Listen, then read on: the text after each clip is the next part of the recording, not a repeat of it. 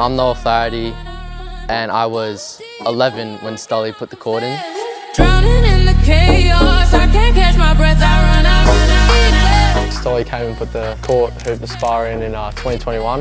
My favourite thing about it's probably just like how available the sport is to me now. I like how we can put it as low as we want, like 7 foot maybe. My brother can dunk on 10. It's a good warm up for the legs as well before we like 1v1.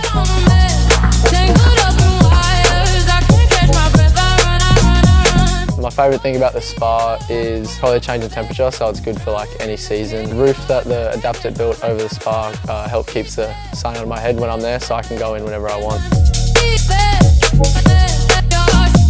The wall's like definitely one of the coolest things I've seen. It replicates Venice Beach and like the court's there, and then there's even stuff like our family and the dogs on there, so that's really cool for me.